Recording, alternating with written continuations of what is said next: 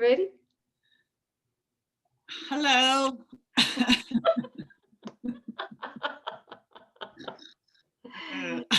Good morning, Good sis. meeting you here. Hello. Good morning, family. Thank you for joining us again. Yes. Look, oh, that's beautiful. Yeah, Isn't it? yeah. Thanks, guys. Welcome back. You made it to 133. Yeah, big leap. Yeah, a big leap. Yeah, they're getting deep, aren't they, sis? These are getting pretty meaty.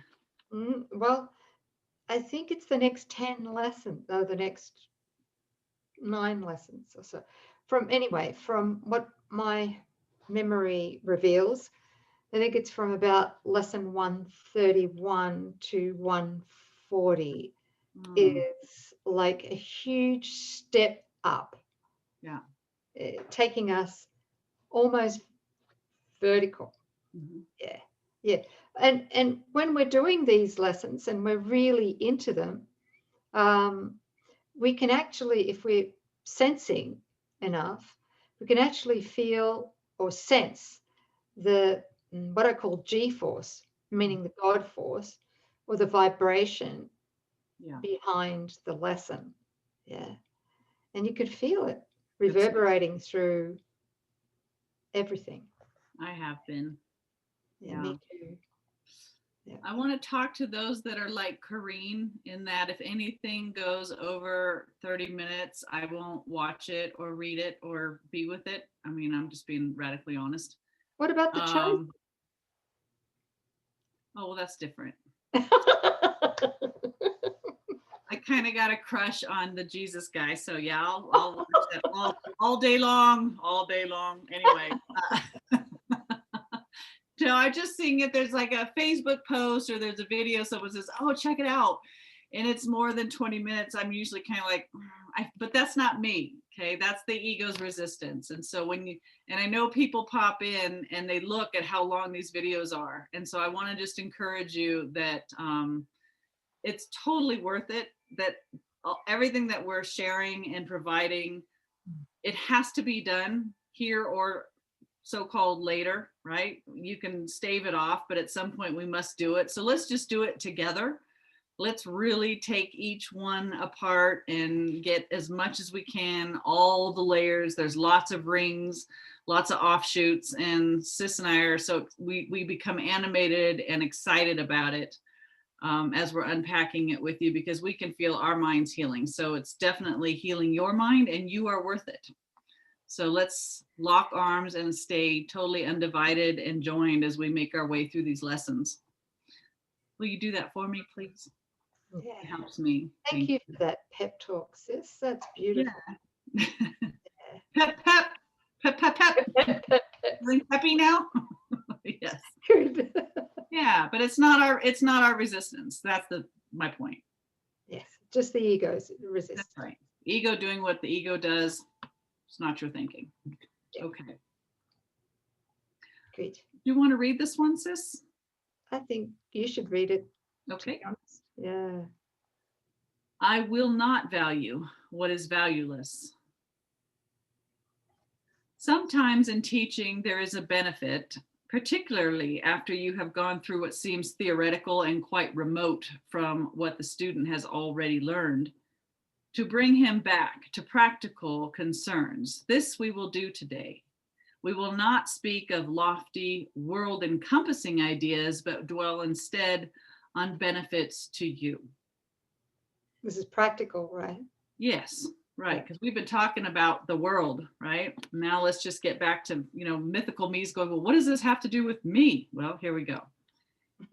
You do not ask too much of life, but far too little. That's a profound statement and so true. I didn't understand that, 15, 20 years ago. Yeah. No. Go on. When you let your mind be drawn to bodily concerns, to things you buy, to eminence as valued by the world, you ask for sorrow, not for happiness. This course does not attempt to take from you the little that you have, It does not try to substitute utopian ideas for satisfactions that the world contains. There are no satisfactions in the world. Ooh, wow. I love that statement. Mm, yes. Yeah. So we're not trying to wrench away real joys and real good and things that really satisfy. We're simply being willing to look at what we thought satisfied. There's something so much greater that we're all entitled to and actually possess. Yeah. Okay. So today we list the real criteria by which to test all things you think you want. Unless they meet these sound requirements, they are not worth desiring at all, for they can but replace what offers more. The laws which govern choice you cannot make, no more than you can make alternatives from which to choose. The choosing you can do, indeed, you must. And it is wise to learn the laws you set in motion when you choose, and what alternatives you choose between. So, just for me, I have a very simple mind. Yeah. Um, at this point, there are only two choices to make. We either choose what is valuable or we choose what is valueless. All right. So, what is valueless is going to harm us Mm-hmm. because, of course, it's an attraction to guilt and self-attack, whatever form it takes. Yeah. And so here he's helping us to become more conscious of what is valuable and what is valueless. In other words, he's giving us some steps for us to do some radical self-inquiry to find out, what is valuable and to recognize what is valuable and what is valueless. Because for most of us, when we begin the course, we have no clue how to differentiate between the valueless and the valuable, right? Yeah. Is that where we're going? Yeah, well, when we start the course, we don't even know that we have a choice. We really think that the world is happening to us, Well, and that's that true. the choice is like between what the ego says is good and what the ego says is bad, and we don't want that. So we're choosing between options out there.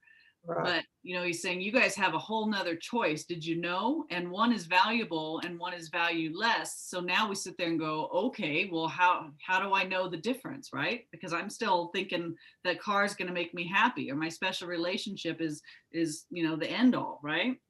Or more sex, yeah. Oh yeah, lots of sex, chocolate. Yeah. Okay. Okay. Yeah. I love you, sis.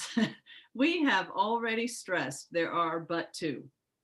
However many there appear to be, the range is set, and this you cannot change. It would be most ungenerous to you to let alternatives be limitless and thus delay your final choice until you had considered all of them in time and not been brought so clearly to the place where there is but one choice which must be made. Many times I've heard people refer the choiceless choice, right? It's not really a choice when only one is real and one isn't, but yeah, let's keep going. Another kindly and related law is that there is no compromise in what your choice must bring. It cannot. There's no compromise. What's he mean? Okay. There's no compromise in what your choice must. Okay. All right. I've got it. Yeah. Okay. Yeah. So what you choose brings certain results. You can't mix and match and have a little of this, and it's not a buffet. Another kindly and related law is that there is no compromise in what your choice must bring. It cannot give you just a little, for there is no in between. Each choice. Go on. What's that? No gray area here. It's black or white, right? Yes, yes. Each choice you make brings everything to you or nothing. Ooh. Talk about contrast, extreme contrast. Boy, this is really brings it up in your face. Yeah. Like, once you accept this, then you're really like accountable. You're going to have to really look at what it is that you're choosing. Do I want everything or nothing? Therefore, if you learn the tests by which you can distinguish everything from nothing, you will make the better choice. Okay, so he's going to start outlining how we know when we've chosen everything or nothing. Mm-hmm. First, if you choose a thing that will not last forever, what you choose is valueless. A temporary value is without all value. Time can never take away a value that is real. What fades and dies was never there and makes no offering to him who chooses it. He is deceived by nothing in a form he thinks he likes. Wow. Wow. What would come under that category? Oh, bodies that rose.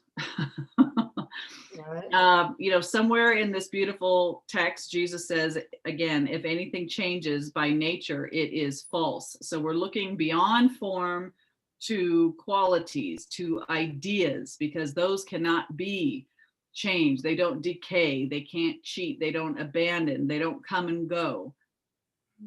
A So would temporary value is without all value. Go ahead. So good. So would you agree that probably at the top of that tree would be relationships? Mm-hmm. Yeah. Yes. So, but according to the ego's perception and its world, relationships do change, Mm-hmm. Frequently. right? Because it's the ego that's having a relationship with another ego. That's right. Okay. And the point of that relationship is a body, which changes. Okay. Okay, so if something changes, if it can be killed, if it can decay, if it can be taken from you and restored again, only to be taken away, there's zero value to it, because time will never take anything away from you that has value. All right, so that's our first test. Mm-hmm. If it doesn't last forever, it has no value. Good. All right, next. If you choose to take a thing away from someone else, special love, you will have nothing left. This is because when you deny his right, your brother's right to everything, you have denied your own. Okay, I have a little note here. Okay, just to support that, is any attempt to bargain someone down, and we do that all the time, not just when we're purchasing things, but when we're in our special relationships, we attempt to bargain someone down, is nothing less than an attempt to actually rob them. And we can't rob another without robbing ourselves. And why is that? Well, because there's just one of us here. Is there anything I've missed? No, that's so good. I'm just thinking, though, like the whole business model, really, it's like there's built in at some point, it was here's some value and there's a value exchange because somebody seemed to have more corn than somebody else had more, I don't know, wheat.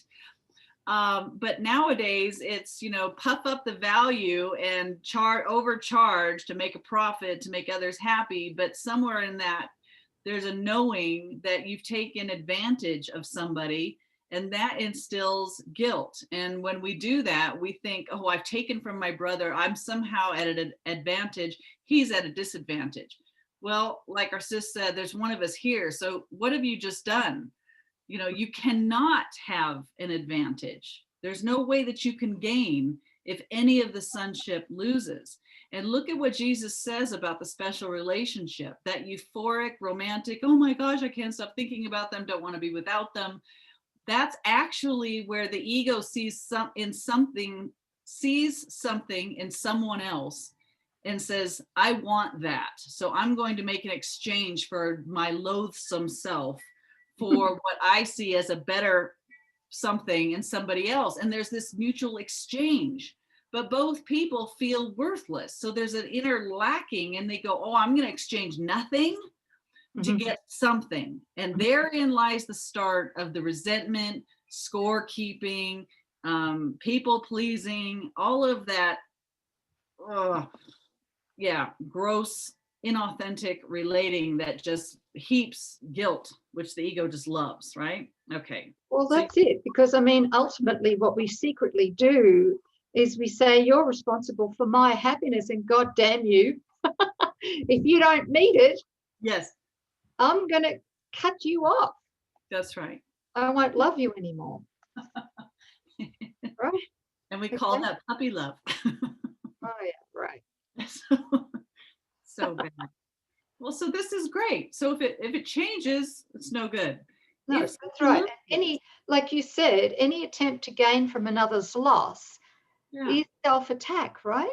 Because and any attempt to gain from somebody else's loss is going to amount to more self-deprivation for us in the end. We may not realize it because it comes, the ego uses or projects it in a different form. So we get sick, or we have an accident, or something happens, and we have no idea through the ego that that's directly related to us trying to, gain from somebody else's loss, right? Right. Yes, that guilt gets projected out in, countless forms, and we'll always think, oh, it's an accident caused by slippery roads. No, that accident was actually a projection of the guilt in your mind that you didn't want to feel inside of yourself, so you put it out there, and you're blaming the weather. Oh, you can see why this dream has gone on for millions, if not billions of years, right? Yeah. Who wants to see? Who wants to be accountable for everything they've projected through, a mythical me? Yeah, well, I do. That's why I'm not popular anymore. I'd take you out. Thanks, babe. I like Chinese. Very funny. Gosh. Okay. So let's go back. This is because when you deny your brother's right to everything, you have denied your own. You therefore will not recognize the things you really have, denying they are there. Who seeks to take away has been deceived by the belief that loss can offer gain. Yet loss must offer loss and nothing more. Yeah. When somebody loses, we all lose. When one is blessed, we're all blessed. Yeah. Yeah. That's what Jesus says, do unto others as you would have them do unto you, because he left that part out, but because they are you. He gave me permission. They are you. And, another line too is learn to supply the lack you see in another. In other words, to learn to supply that, which is love. There's a lack of love in the other. We need to supply that supply that love. And as we give that love, as we supply that love, even if it's just a thought, we may not need to say anything about it, just a thought. Well, we're increasing it for them and ourselves, right? So when we hear a call for love, the ego sees it as a call that they need something, and then we check in, well, I have it. Well, what can I barter and gain from it? But Holy Spirit hears a call for love and says, but we are love, so we can give liberally, and it's only to the one self that benefits. Well, yeah. Something that sustained me for more than 20 years or so was learning. I found forgiveness was very difficult for me at first, particularly with those people whom I was convinced were,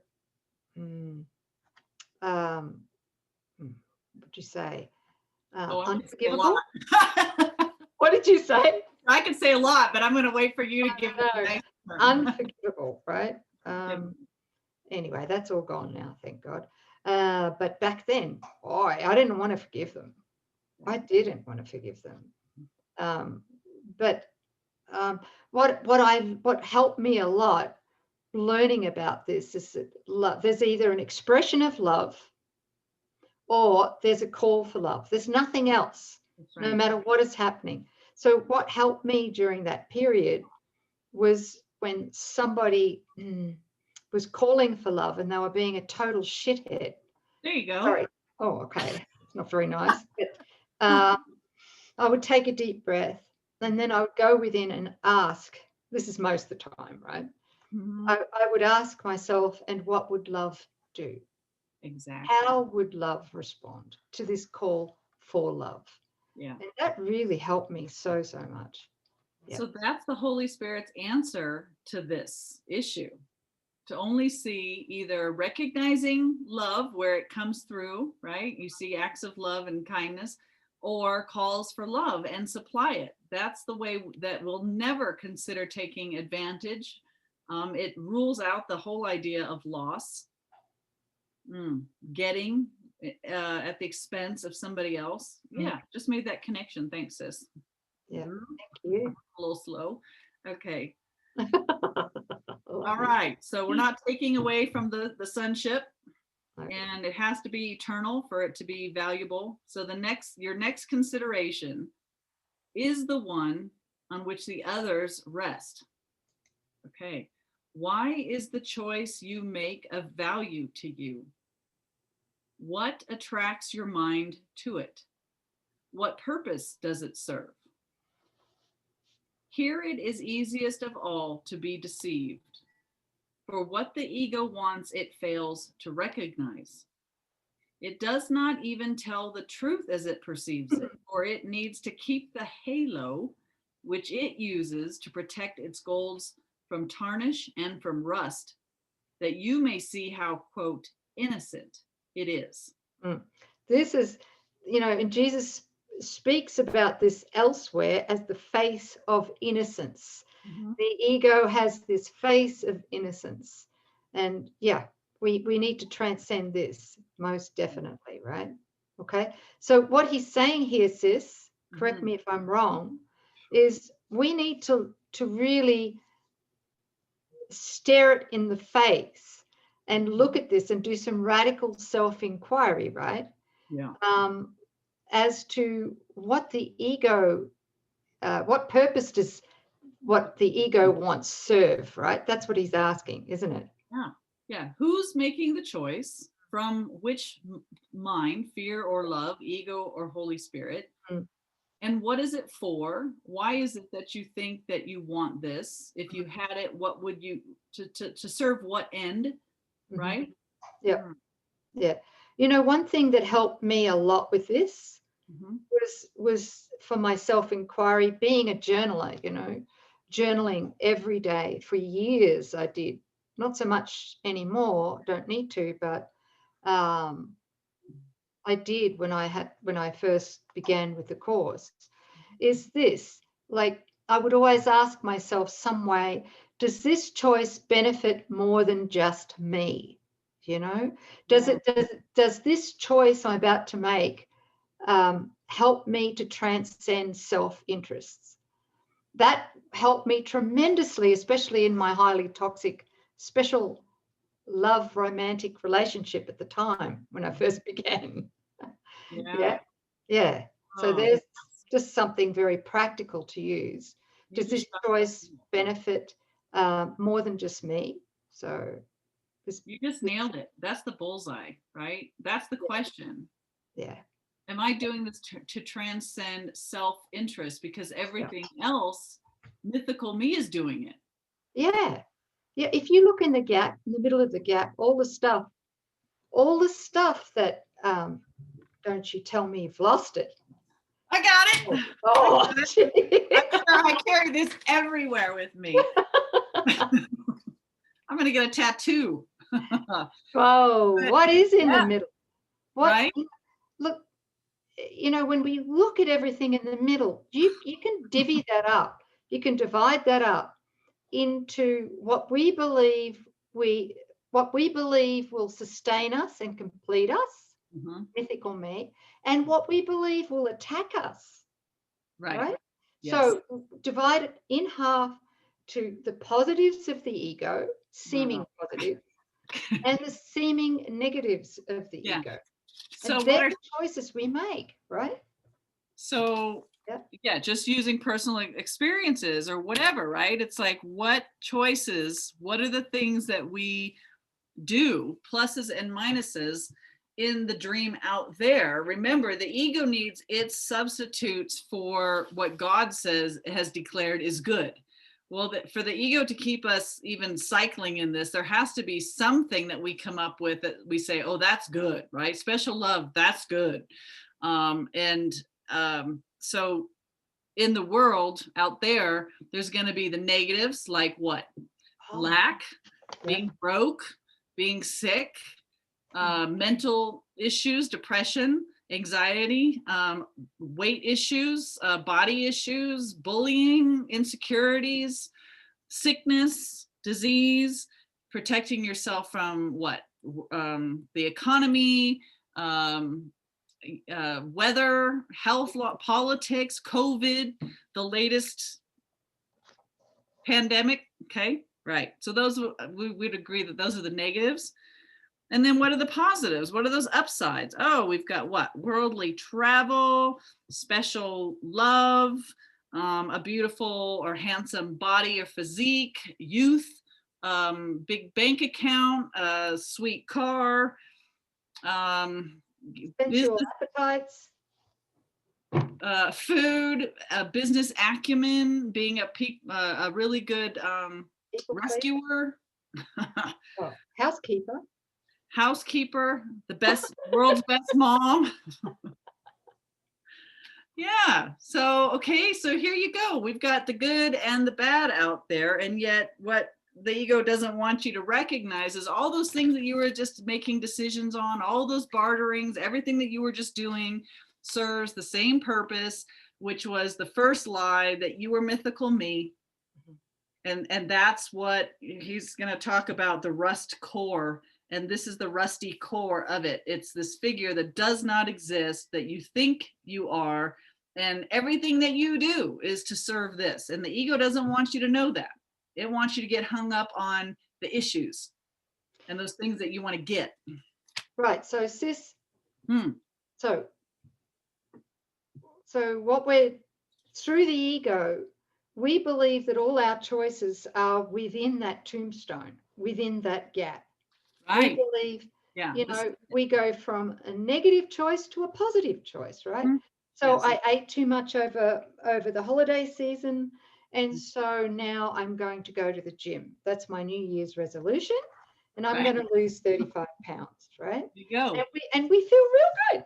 That was some heck of a holiday, sis, 35 pounds. Well, I don't know. A lot of turkey.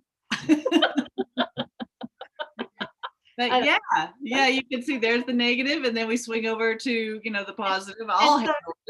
Right. So tell me, what is valuable in any of that? All of this goes. Even this figure right there has got to die, right? And all of these stories change, right? The physical senses even seem to dwindle and fatigue and stop, right, through decay. Nothing in here lasts forever. Well, what does? I bet you already know where I'm going. Wow. Oh my. The peace of God, does that change? No. Does the joy, does divine love, does God's abundance, right? Purpose? No, our purpose never changes. Christ's vision is eternal. Our health, the way that we're created, our condition, the holy instant, all of this, right? This is permanent. Wow. This is what the truth is. So this is valuable. This is valueless, no matter how plussy plus you think your plus is. It's not true. How sexy it is. I'm a dead sexy plus. Still can't deliver. You gotta laugh. Yeah. Well, while you were speaking, something else came in, and I was like, "Well, what is?" So I'm having this internal conversation with the voice. And I'm saying, does this apply? How does this apply? Yes. Okay. So I'm just going to share it, right? Okay. A huge one to take us out of the valueless, which is the gap, and take us into the valuable. So we choose the valuable, is something that we're tempted to do every day through the ego, which is, and I'll just ask this question. and I do, you know, I've really trained myself. I have to say, I've trained myself with this one. This is the question. Will what I'm about to say to this other person increase their guilt or decrease their guilt?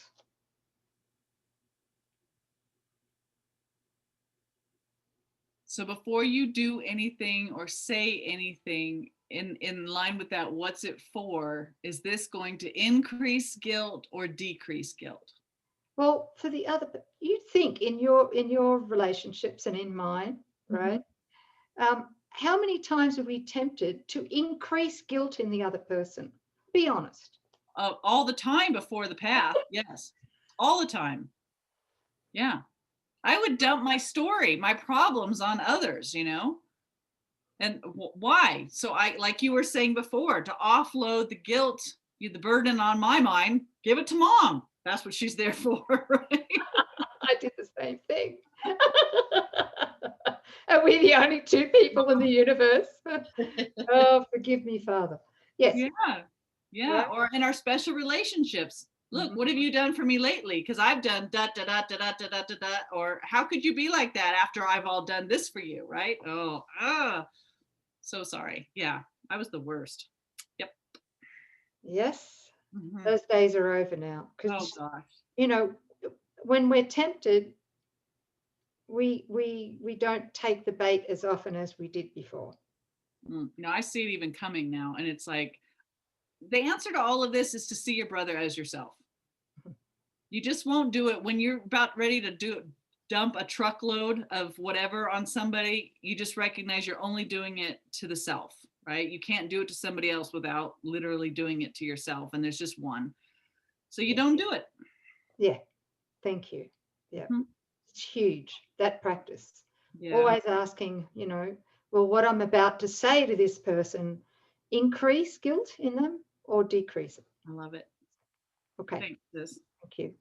I was laughing when you were coming up with the question. I was watching the I Know Mind and Coreen racing, trying to figure out ahead of time what was Nouk going to say and what's the answer. See, you missed it, didn't you? I started laughing because I saw it right away. I said, oh my Lord.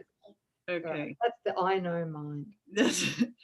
Okay, so back to, I'm in paragraph 8 for COA, about almost all the way through. It's yet is its camouflage a thin veneer. Oh, yeah. Got it. Yet is its camouflage a thin veneer, which could deceive but those who are content to be deceived. Yeah, we don't want to know the truth. Let's just look at smoke and mirrors. Its goals are obvious to anyone who cares to look for them. So the ego is not so very complicated once we put it under the microscope with Holy Spirit and going, what is ego? Why am I making this choice? It's really to bolster the first lie that I'm mythical me. And this is exactly what the ego does not want you to look at. Again, it wants you to stay focused out there on unreal problems, and not question the first lie that says that, you know, you're that mythical, the person in the gap. Here is deception doubled. For the one who is deceived will not perceive that he has merely failed to gain. He will believe that he has served the ego's hidden goals. And though he tries to keep its halo clear within his vision, yet must he perceive its tarnished edges and its rusted core. Don't you just love that rusted core? I had to laugh when I read that. Yeah. Just call me Rusted Core from now on. RC. His ineffectual mistakes appear as sins to him because he looks upon the tarnish as his own, the rust a sign of deep unworthiness within himself. Okay, so this is the big lie, right? This is where I'm going to feel really heavy, depressed, without any hope at all, if I'm going to still look at everything and go, well, it's not real, but Coreen is really what I am. This is that positive separation that we keep talking about. We've got to make that separation, recognizing I am not this. This is not who I am. This rusted core and its story is not the child of God. And I am the child of God. So if we're identifying as mythical me, we have this ache, this deep, unsatiated, unsatisfying ache and emptiness within us, deep unworthiness within himself. He who would still preserve the ego's goals and serve them as his own makes no mistakes according to the dictates of his guide. The ego says, hey, this is just life. This is what we do. This guidance teaches it is error to believe that sins are mistakes. For who would suffer for his sins if this were so? Yeah, great question. Yeah. So the ego wants us convinced that we are mythical me, we have separated, we are sin incarnate, and we deserve everything that we get. And it's the will of God. And it's the will of God. That's right. Wow, talk about insanity. Total insanity. Oh my Lord. Oh well. And so we come to the criterion for choice, which is the hardest to believe because its obviousness is overlaid with many levels of obscurity. If you feel any guilt about your choice, you have allowed the ego's goals to come between the real alternatives, and thus you do not realize there are but two. And the alternative you think you chose seems fearful and too dangerous to be the nothingness it actually is. Right. That's kind of what you were just saying, sis, about is this going to increase guilt in my brother and therefore myself? That's definitely the ego's choosing, yes? And it's valueless. Yep, that's it right there. It's very simple, really, isn't it? It is. Yeah. Coreen needs guilt and fear to believe, to keep the belief running that she exists. Yeah. And so I'm going to choose apart from God. I'm going to live apart from God. I'm going to have relationships that are not holy but special in order to keep this myth alive and seemingly thriving. And I think that, a big contributor to that is the temptation to make our decisions, our choices, day to day, minute to minute, without presence. And what I mean by presence with a capital P is presence as the Holy Self or with the Holy Spirit, to really be present. Is this in alignment with the vertical? Is this in alignment with the truth? Am I in alignment with the truth? Yeah. It really involves the undoing of special relating. That is huge. Yeah. Right, because all special relating, all of it produces guilt. Yes. Right. Okay. What's it feel like when somebody comes up and asks you to do something that you are highly uncomfortable to even consider, but you say yes. You'll do it. Why? Because people pleasing, because you're trying to get accolades. To like you. What's that? You want the ego in somebody else to like you. Like your ego. Yes, exactly. It's so toxic. Yep. And you know that the guilt has a cost. There's a little price tag hanging under everything that we do that attracts guilt. Yep. It's not going to be unnoticed. It's going to be projected out there and come back at you in one way or another. Yeah. That's how the ego. Yeah. That's how the ego works. Okay. All things are valuable or valueless, worthy or not of being sought at all, entirely desirable or not worth the slightest effort to obtain. Okay. I think he means it. Choosing is simple just because of this. Complexity is nothing but a screen of smoke which hides the very simple fact that no decision can be difficult.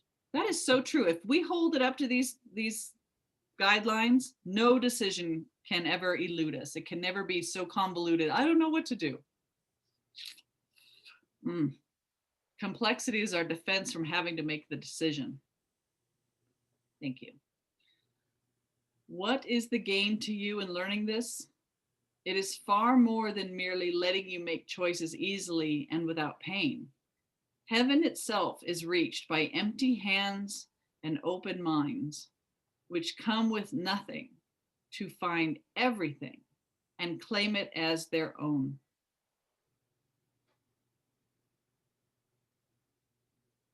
We will attempt to reach this state today with self-deception laid aside and with an honest willingness to value but the truly valuable and the real.